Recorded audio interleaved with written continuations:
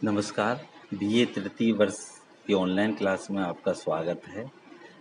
हिंदी साहित्य के प्रश्न पत्र द्वितीय के अंतर्गत आज की चर्चा का विषय है पंडित नंद दुलारे वाजपेयी और उनका निबंध छायावाद। पंडित नंद दुलारे वाजपेयी का समस्त गद्य साहित्य उनके समीक्षक और विचारक व्यक्तित्व का साक्षी है। सन 1930 ईस्वी के आसपास नंद दुलारे वाजपेयी प्रसाद, पंत और निराला के समर्थक, ओजस्वी आलोचक के रूप में हिंदी साहित्य में आए थे। वस्तुतः छायावाद को अपना समर्थक आलोचक नंद दुलारे वाजपेयी के रूप में ही मिला था, ऐसा माना जाता है। वस्तुतः इन्होंने बहुत ही तर्कपूर्ण और प्रामाणिक ढंग से छायावाद की सामाजिक संदर्भ में व्याख्या की तथा छायावादी काव्य की विशेषताओं का उद्घाटन किया। प्रसाद, निराला और पंत पर 1981 में पृथक-पृथक 3 निबंध लिखकर उन्होंने छायावाद की बृहत्त्रयी की घोषणा की।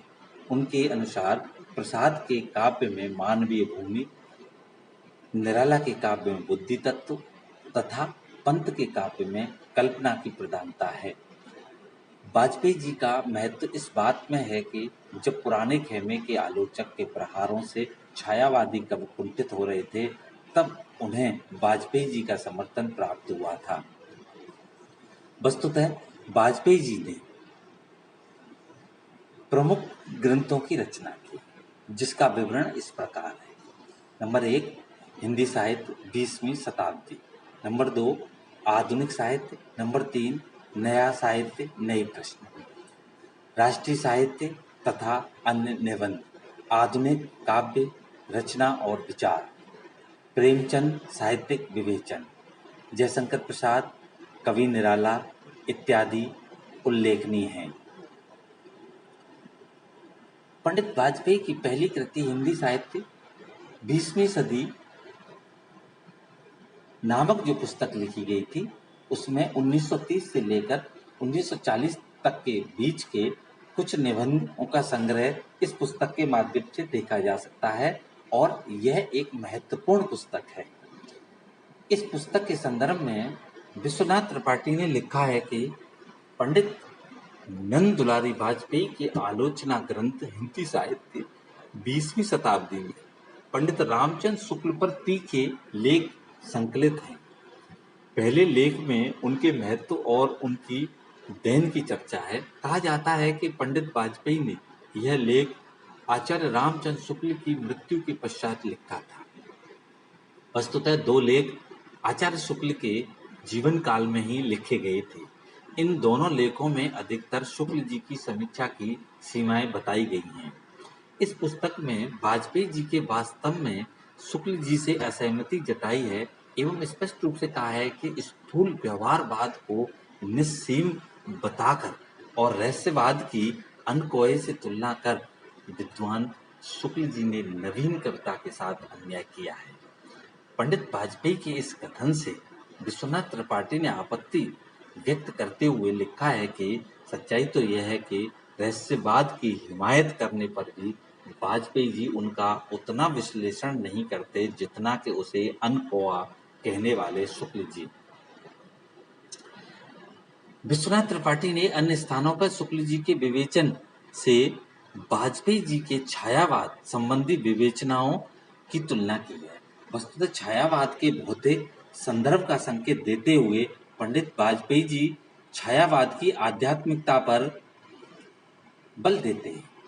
छायावाद का लक्षण बताते हुए वो लिखते हैं कि मानव अथवा प्रकृति के सूक्ष्म किंतु व्यक्त सौंदर्य में आध्यात्मिक छायावाद का भान मेरे विचार से छायावाद की एक सर्वमान्य व्याख्या हो सकती है। इस मत के संबंध में विश्वनाथ त्रिपाठी ने लिखा है कि सौंदर्य की सूक्ष्मता, स्थूलता या सूक्ष्मता समझ में आनी मुश्किल है। इसके अलावा आध्यात्मिक छाया भी व्याख्या सापेक्ष है। आचार्य शुक्ल जी ने आध्यात्मिकता की व्याख्या करने का प्रयास किया था। विश्व प्रपंच की भूमिका में उन्होंने आध्यात्मिकता की भूमिका समझाई है। वाजपेयी जी आध्यात्मिकता के विषय में शुक्ल जी से सहमत प्रतीत नहीं होते, लेकिन वे आध्यात्मिकता से क्या समझते हैं, यह पाठकों पर नहीं खुलता है। छायावाद के संबंध में वाजपेयी जी का विचार था कि छायावाद की काव्य शैली यूरोप से बंगाल होती हुई हिंदी में आई। इस पर रविंद्रनाथ ठाकुर का स्पष्ट प्रभाव परिलक्षित होता है। वास्तव में छायावाद का सामाजिक संदर्भ जितनी स्पष्टता के साथ वाजपेयी ने बताया, उतना उनकी पीढ़ी के किसी अन्य समालोचक ने आज तक नहीं बताया, न इसकी चर्चा कहीं भी की है। 1940 में वाजपेयी जी की दूसरी कृति जयशंकर प्रसाद प्रकाशित हुई। इस पुस्तक में वाजपेयी जी ने प्रसाद जी के प्राय समस्त कवित्व की समीक्षा की है। जयशंकर प्रसाद ने में उन्होंने अपना आदर्श कवि प्राप्त किया। वाजपेयी जी के अनुसार प्रसाद जी मूलतः प्रेम के कवि हैं, लेकिन उनका प्रेम मनुष्य तक ही नहीं रुकता, रहस्यात्मकता धरातल तक उठ जाता है। आचार्य रामचंद्र शुक्ल ने प्रसाद जी को मधु चर्चा यानी श्रृंगार रस का कवि कहा था और उनके रहस्यवाद को एक आवरण मात्र बताया गया था। पंडित वाजपेयी ने ऐसा मानने से इनकार किया। उनका मानना है कि उनको मधुचर्या का कवि कहना उचित प्रतीत नहीं होता। इंद्रिय संवेदना को स्थान देते हुए प्रसाद वहां ठहर नहीं गए। वह उनका भावात्मक स्थल अवश्य है, किंतु उनकी परिणति वहां नहीं होती। वह परिणति समरसता के तत्व दर्शन में होती है। इस पुस्तक में कामायनी की विस्तृत और विशद समीक्षा भी की गई है। कामायनी को शुक्ल ने एकांगी काव्य समझा था। वस्तुतः शुक्ल जी की दृष्टि में बुद्धि, ज्ञान और कर्म के विरोध के लिए स्थान नहीं था। बुद्धि के जिस अत्याचार को प्रसाद और वाजपेयी जी इतना हानिकारक बताते हैं, शुक्ल जी उसे बुद्धि न कहकर दुर्बुद्धि कहते हैं। ज्ञान को वे भावना का विरोधी नहीं बल्कि उसका सहचर समझते हैं। अस्तु कर्म को वे धर्म का अनिवार्य अंग मानते हैं। इस संबंध में विश्वनाथ त्रिपाठी ने कहा है कि जो समन्वय प्रसाद जी को इतना काम्य है, वह शुक्ल जी की चिंतना में दिखाई पड़ता है, प्रसाद जी और वाजपेयी में नहीं। वास्तव में शुक्ल जी भौतिक ज्ञान विज्ञान के विकास को मानवता के लिए अहितकर नहीं मानते थे। उनके अनुसार ज्ञान के साथ साथ भाव का विस्तार होना भी आवश्यक है और होता रहेगा।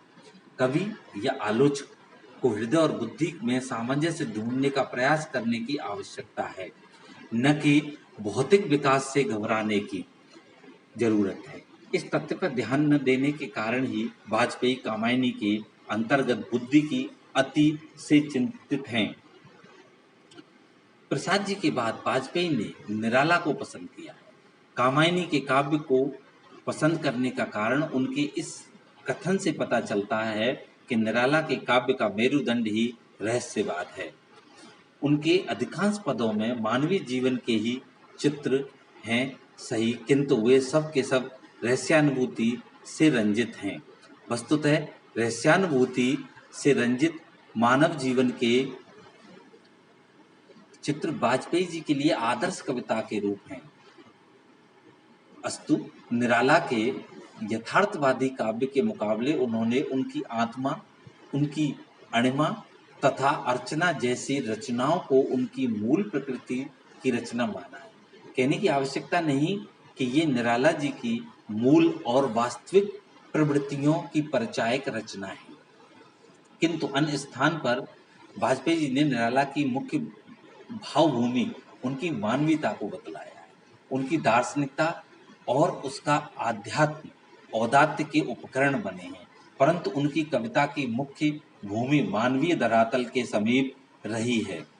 प्रसाद और निराला के बाद वाजपेयी ने अन्य दो प्रमुख छायावादी कवि पंत और माधवी वर्मा पर भी विचार किया है। पंत को मुख्यतः छायावादी कवि मानते हुए उन्होंने लिखा है कि पंत छायावादी कहे जा सकते हैं।